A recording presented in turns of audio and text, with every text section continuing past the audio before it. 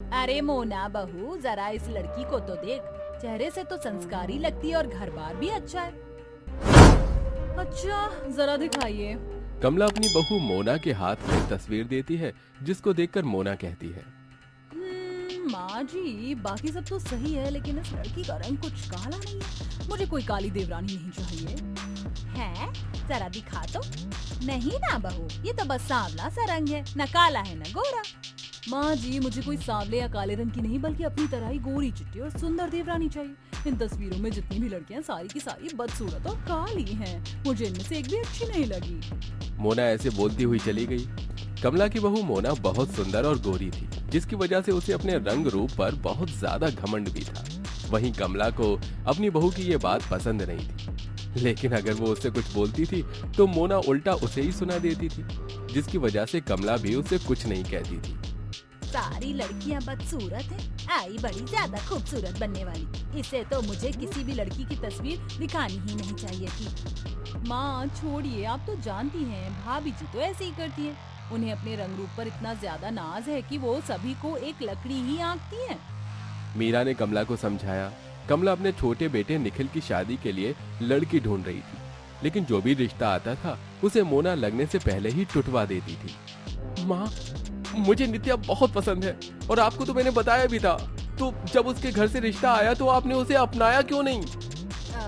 बेटा, मैं क्या करती, मैं तो।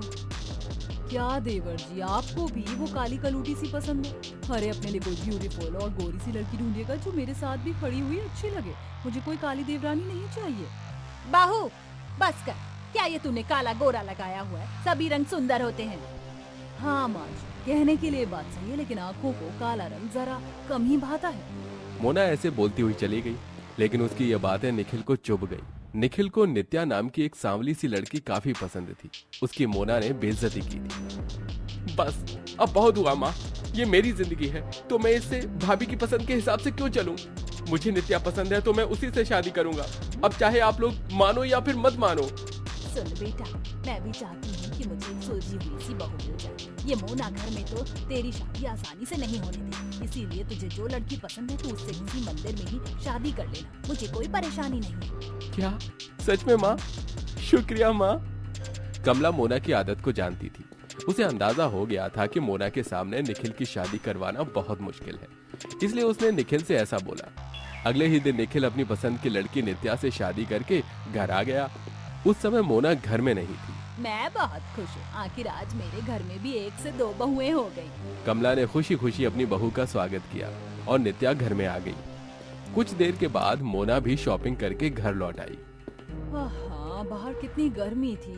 मीरा, मीरा, जरा एक गिलास पानी लाना।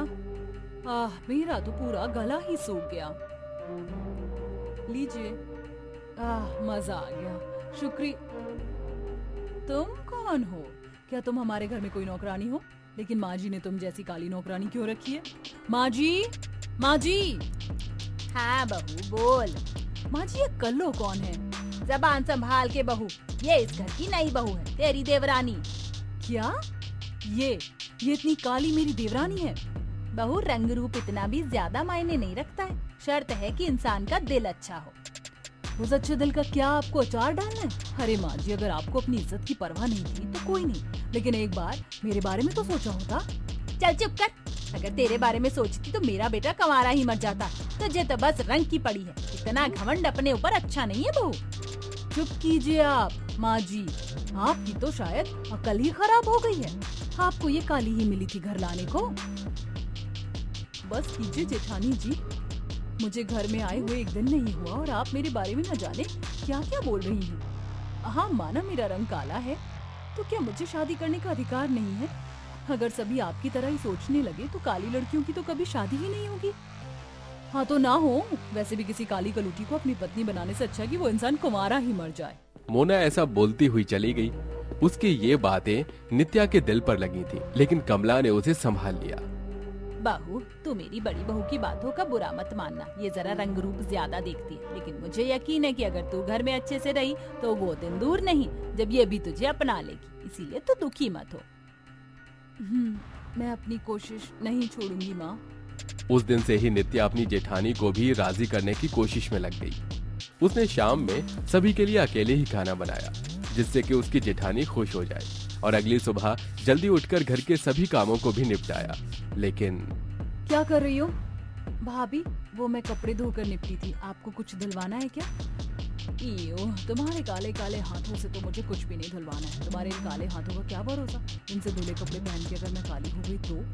ना बाबा ना, मैं तो खुद ही अपने कपड़े धोऊंगी। अच्छा ठीक है, जैसी आपकी मर्जी। मोना की बातें सुनकर नित्या उदास हो जाती थी, लेकिन फिर वो खुद को संभाल लेती थी। ऐसे ही सिलसिला जारी था। बेचारी नित्या ने ही पूरा घर संभाला हुआ था, लेकिन मोना के दिल में अभी भी उसकी जगह नहीं बन रही थी। उसके जो मुंह में आता वही नित्या को बोल देती थी। मोना हमेशा यही चाहती थी कि किसी भी तरह से नित्या उसके घर से चली जाए, लेकिन नित्या उसकी बातों को ज्यादा दिल से नहीं लगाती थी। ऐसे ही एक दिन, ये नित्या बस बहुत दिन रही मेरे घर में, अब मैं इसे बर्दाश्त नहीं करूँगी। आखिर माँ जी और देवर जी को इस काले साये में क्या दिखाई दिया था? लेकिन जो भी, अब सभी को वही दिखेगा जो मैं दिखाना चाहूंगी। मोना ने अपने दिल ही दिल में एक साजिश रची। जब नित्या खाना बना रही थी तब उसने खाली कुकर को ही गैस पर चढ़ा दिया, लेकिन खुशकिस्मती से जब नित्या किसी काम से किचन से बाहर आई तभी वहाँ पर कुकर फट गया। हे भगवान, ये कैसी आवाज थी? हे भगवान, ये आवाज तो रसोई से आई थी। बहू, जल्दी जाकर देख। कमला और नित्या जल्दी से रसोई में गई। उसी वक्त वहाँ एक्टिंग करती हुई मोना भी आ गई। ओह गॉड, ये कैसी आवाज थी? मम्मी जी, सब कुछ ठीक तो है ना? ओह माय गॉड, ये क्या हुआ? हाँ, सब कुछ वैसे तो ठीक है। शुक्र है कि बहू तू अंदर नहीं थी, वरना आज तो ना जाने क्या हो जाता। मोना वहीं गैस के पास खड़े होकर सोचने लगी। पीछे उसका साड़ी का पल्लू आग में जा रहा था, जिसकी वजह से उसमें आग लग गई। मोना का उसके ऊपर ध्यान भी नहीं था, लेकिन नित्या ने उसे देख लिया। अरे नहीं, ये कल्लो बच गई।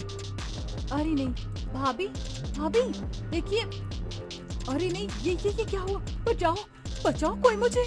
नित्या जल्दी से अपनी जेठानी के लिए पानी भरकर लाई और उसके पल्लू की आग को बुझाया। भाभी भाभी, आप ठीक तो हो ना? जिस नित्या का चेहरा खराब करने के लिए मोना ने चाल चली थी, उसी नित्या ने उसे बचाया था। अब इस हादसे के बाद मोना को अकल आ गई और उसे अपनी गलती का एहसास हुआ। हाँ, मैं ठीक हूँ। ये कितनी अच्छी है। मैंने इसके साथ क्या कुछ नहीं किया, कितना बुरा भला कहा, लेकिन इसने मेरी मदद की।